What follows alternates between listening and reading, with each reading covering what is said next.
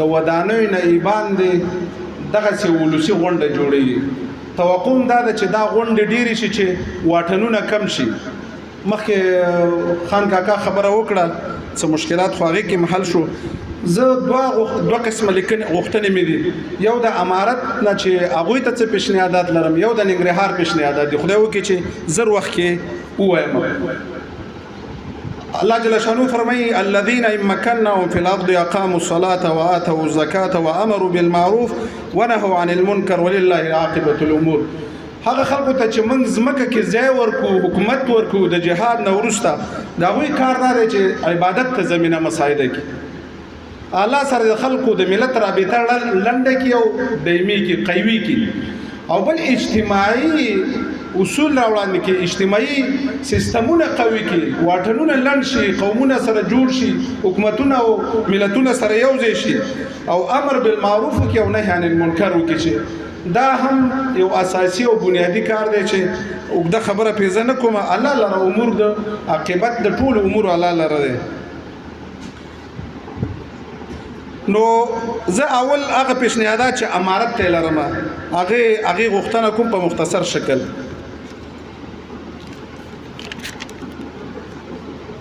د معاصرو مسایلو په حق لا امارت باید یو سټیج ولري. مختلف علما د مختلفو سټیجونو نه د معاصرو جزئی مسایلو په حق لا باندې د هر مدرسې نه یو आवाज پورته کوي. دا ډیر صحیح کار نه دی. زد و نقیز شیان وي. باید دارالفتاء جوړ شي یا په ستره محکمه کې یا مستقل د امارت تر چوکاټ لاندې یو دغه جوړ شي چې د معاصرو مشکلات لپاره یو فتوا یو سټیج نه یو خبره راشي. یو را سره ده. دویم را سره دا چې سالم نقد دا باید امارت ومني. موږ د تخریبکار او د خواخوږي تفکیک وکړی شو چې څوک نقد کوي د تخریب لپاره او څوک خواخوږي د دې نظام دی. د دې ترمنځ فرق وکړی شي. درېیمه دا چې حکومت سینه خپله باید پراخه کړي، زغم ولري او داسې فکر ونه کړي چې موږ یو قشر یو ډله یو. هغه جنگي حالات او جهادي حالات او اوس ډیر زیات فرق دی. حتی ادبیاتو کې تغیر راشي، ملت سره د قضایاو په حق لبانې تفکیک وشي. ډیر شیان دي چې هغه باید اوس ملت وکړي. دلته یو څه دا احساس ونه کړي چې زه پردی یم. یو افغاني قومي خو څه کوي چې یو څه کم اوسېږي هغه وایي چې دا حکومت زما حکومت دی. حتی پولیسو ته داسې ټریننګ ورکړی شي چې هغه د ملت سره تعامل څنګه وکړی شي. حج کې چې کوم پولیس د حاجیانو سره مخامخ کیږي، دا عام پولیس نه دي. هغوی ته مستقل ټریننګ ورکول کیږي. ښار دپاره چې کوم خلک روزل کیږي هغوی پولیسو ته باید صحیح او مستقل ټریننګ ورکړی شي. نو دلته 20 کاله اشغال تیر شوی دی. دلته د خلکو ذهنونه خراب شوي دي. د مولا په لحاظ، د دین په لحاظ، د اسلام په لحاظ د دې جوړول چې دا بنیادی او اساسي کار دی. د اسلام پالو په ضد تبلیغ شوی دی. موږ باید دا ورغو او دا په وو نه رغېږي، بلکې دا لوی جهد غواړي، قوي جهد غواړي. څلورم د امارت مسؤلینو د ولسونو سره ناسته ولاړه زیاته شي. لکه دا اوس چې وشوه چارواکي لیدل او ملاقاتونه اسانه شي. هغه دومره پیچیده نشي چې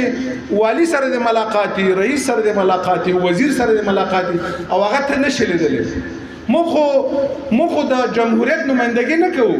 موږ د شاهي نظام نمائندګي نه کوو، موږ د پیغمبر علیه السلام د نظام نمائندګي کوو. موږ هغه ډلو سره ځان برابر نه کوو. باید موږ د پیغمبر حضرت عمر، حضرت عثمان، حضرت علی د دوی نمائندګي کوو. موږ باید دې طرف ته لاړ شو. او که داسې وشي چې ولایاتو کې یو ورځ د شکایاتو په میاشت کې یو ورځ د شکایاتو په نامه باندې په ولایت کې د دې زمینه مساعده شي چې خلک راشي خپل شکایات دغه رئیسان ناستي او والی سره په مخ کې خلکو ته وړاندې کړی شي، نو دا به ډېر ښه کار وي. د ولس سره په تعامل کې موږ ډېره نرمي وکړو. څنګه کولی شو چې موږ ولس سره نرمي وکړی شو؟ پنځم دا چې په پروژو کې عام ولس ځان شریک وګڼي. کومې پروژې چې ورکول کېږي هغه که اقتصادي دي او که نورې دي که بیا رغونې دي، هغې کې ولس ځان وګوري په هر لحاظ باندې. هغې باندې کېدلی شي چې هغه رئیس صاحب د انکشاف دهاد او شهرسازۍ دوی پوه شي. شپږم د معارف په چوکاټ کې زرګونو مدرسې جوړېږي. په نصاب فکر وشي. باید داسې نصاب ورته جوړ شي چې د معاصر چیلنجونه هغې ته ځواب ووایي. نن معتزله نشته، نن جهمیه نشته، نن کرامیه نشته، خو نن عقلګرایان دي، نن ملحدین دي، او نن معاصر معتزله دي سیکولریزم دی نشنالیزم دی چې زمونږ مدرسې دې شانو ته جواب وي هغه د وزارت معارف په چوکاټ کې د عالی تحصیلاتو په چوکاټ کې د مدارس نصاب په داسې شکل باندې جوړ شي چې معاصر کوم الحاد چې سفر اولته ده دلته هغه صفه و چې د اوسم شته فیسبوکونو کې چې خدای نه خلک انکار کوي هغه ته جواب وي وم د مکاتب نصاب ته پاملرنه وشي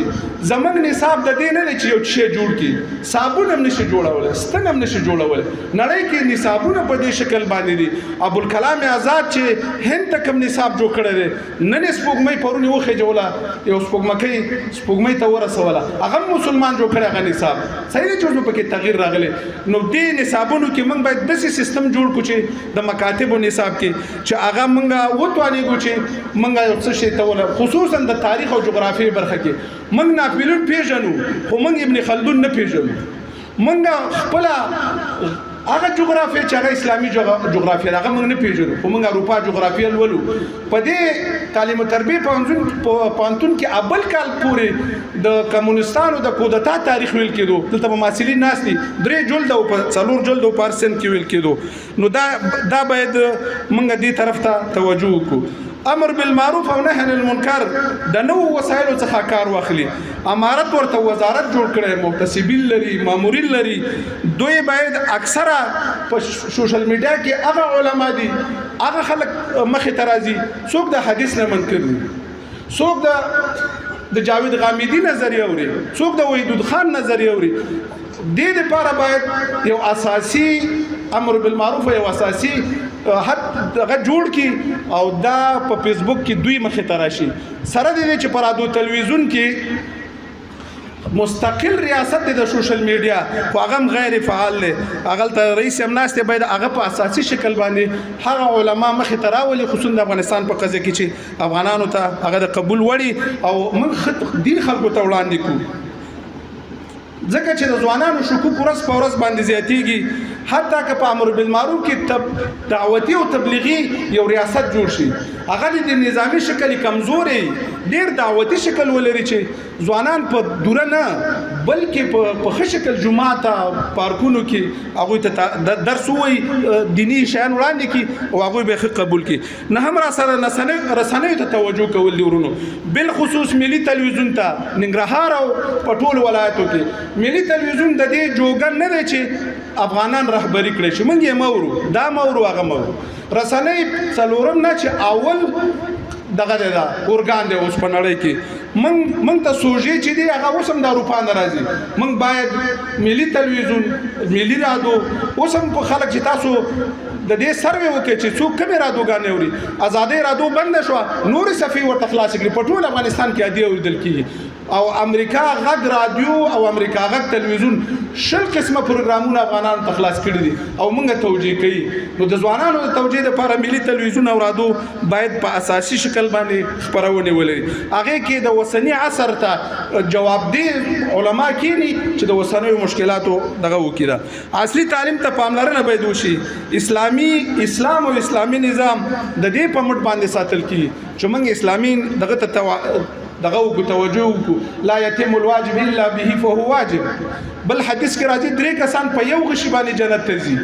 او بل حدیث کې راځي من تعلم لغه قوم فامن مکرهم څوک چې د قوم ژبه زده کړي دغه د مکر او فریب نه په امان کې شو دا بنیادی او اساسي کار دی چې اسلامي نړۍ کې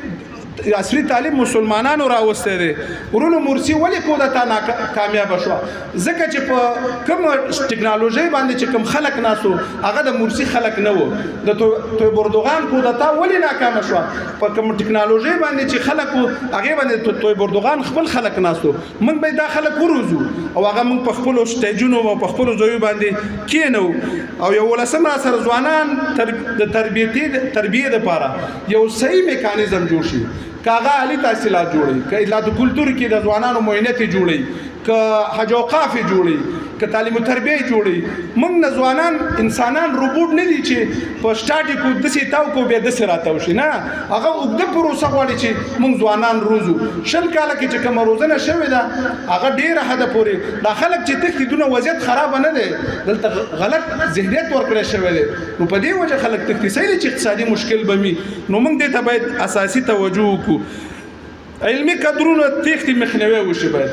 چې علمي قدرونه ونه تګي په هنتون استادان تختی اوس دلته ساينس او ټکنالوژي پونځه لکه چې ودرو غالبا ځکه ودرو چې استادان ټول تللی دي او نورم دې مشکلات سره مخ کیږي کم فخر چې د یو طیاره خو په $1 ملیون واخلو خو پیلوټ په $1 ملیون نشي اخیسته هغه بیا وګړه شل کال غواړي چې تی تربیه کوي نو د دې مخاوني ول شي باید دا اساسي او بنیادی کار دی خصوصا د دندو په لحاظ باندې په مسلکی او تخصصي پوسټونو باندې مسلکی خلک کینو من د هغه جمهوریت چې کوم نظر و چې ویلې چې مولا به په مدرسه په جمعات او په حج اوقاف کې هغه غلط نظر دی هغه موږ نه تاییدو خو تخصصي شیانو کې باید ابن تیمیه رحمت الله علیه وایي چې قضایا او مسلک دغه ته وظیفو ته تخصص پکار دی او تقوا پکار ده بیا خپل لیکي چې تخصص پکار دی یو جګړې ته قومندان پکارو د دې په ځای چې پیغمبر علی السلام یو بل متقی صحابي و چې خالد بن ولید خو متقی خو هغه په اندازه نو حضرت خالد بن ولید پیغمبر علی السلام ته یې ځکه چې هغه د جنگي مسایلو او مسایلو کې ډیر ماهر او نورونو تخصص ته اسلام ترجیح ورکړي اهمیت ورکړي نو باید موږ دې ته اهمیت ورکړي شو ورونو بل غوښتنه چې د ډیر ملت غوښتنه د نجونو د تعلیم خزیه ده پانتونو مکتب ته هغه وجه څه شه نن زر کسان چې نه کوي ته امریکا ویډیا بورسونه ورکړي دلته به انلاین زده کړې په وکړي یو 2 کاله بیا به دریم کال ته یا څلورم سمستر ته امریکای ته وغواړي هغه چې راځي هغه ستا په درد نه لګي موږ نه وایو چې غرب ته تللي خلک چې دي دا ټول په غلطه دي خو را روان اسلامي افغانستان ته کوم خلک چې غرب ته ځي او هغه بچیان راځي بیا اسلامي افغانستان ته را روان د غرب نسل چې دی دا انتهایی خطرناک دی انتهایی خطرناک دی په سویډن کې بي بي سي راپور وړاندې کړي خلک لاړ کلیسا کې عیسایان شو خو بیا کاغذونه ونه منل شو نو دا بنیادی او اساسي خبره ده چې موږ دا دغه وکړو ورونو زل مختصر د ننګرهار لوی غوښتنې مطرح کوم اول د جلال آباد کابل دویم سړک ټکرونه او مشکلات خو موږ ګورو دې ته باید توجه وشي تر ډیر حد مملي پورې جوړ دی او پورته باید جوړ شي د تورخم جلال آباد دویم سړک که پاکستانی جوړي که امارت جوړي مخکې پاکستانیانو شروع کړي خو هغه ډېر دوکي وکړي نو دا باید جوړ شي موږ سرحدي ولایاتو پاکستان سره تربورولي ده د دې تربورولي لپاره دا دویم سړک جوړول ډېر اهم دي پاس د اصل بستریز روغتیایي کمپلیکس دی ورونو دې کې مشران ته مخواصه شدا تر ډیره حد پوره شوی ته چې سیتامي تلار شي مریض څه کوي پیوز ځم نشته دی پیوز د کې نستو ځکه دا د زون شفاخانه ده او دا زهر شاه د زون په نامه جوړه کړی ده اوس پکې د مریض دغه ځای نشته دی ډیر مشکلات دي نو باید د زربستریز کمپلیکس ته توجه وشي د ننګرهار سپینغر په لمن کې سروي شوی و چې 15 ډیمونه سروي شوی موږ د برق ستونزې سره مخامخ که بیګام دا دواړه موین صاحبان دلته اگر که دوی به خو هوټل کې شپه کړي نو برق دلته نه موږ شپې خوب نه کوو کرانې نه ځان نه ماشي شړو او بس کدی ورځ چې ته خوب موقع برابر شي ګنې هغه نه نو دې دا کار وشي نه ځای تقریبا دلته سروي شوی او اوس الحمدلله امنیت او ډیر زر په ډیرو کم شانو باندې دا بنديږي او کېدلی شي او هم به د ځمکې د خړوب د پاره ډیر څه برابر شي د کونړ سیند باندې د برق ډیمونه جوړول ډیر اساسي کار د مخکې رئیس د کانال کراغلی مخکې دا خبره شوه چې ملا برادر د الله ژوندې لري هغه راغلی یعنی که پاکستان سره په تفاهم هم دا شی جوړ شي چې څه برق هغوی والي څه موږ واخلو نو دا اساسي او ډیر زیات برق ورکوي کېدلی شي په زرګونو میګا واټه برق ورکوي دا بنیادي کار دی نو نور هم څه غوښتنې وي خان صاحب څه غوښتنې وکړي هغه هم را سره مطرح وي نو جزاک الله خیرا که وخت مې ډېر نیولی بخښنه غواړم نو یوه خبر را سره دا هم ده چې موږ د دې شیانو فیډبک وګورو څه کېږي دلته او دغسې غونډو د تکثیر دپاره موږ کوشش وشي چې امارت دلته راشي او دغسې غونډې مخکې وزیر داخله او دغوی راغلي و جزاک الله خیرا یو پوښتنې ته خو ډېر خلک نه وغوښتل شي باید عام ولس وغوښتل شي وجزاک الله خیرا د خبره نوک د شیخ بخنه ولا السلام علیکم ورحمت الله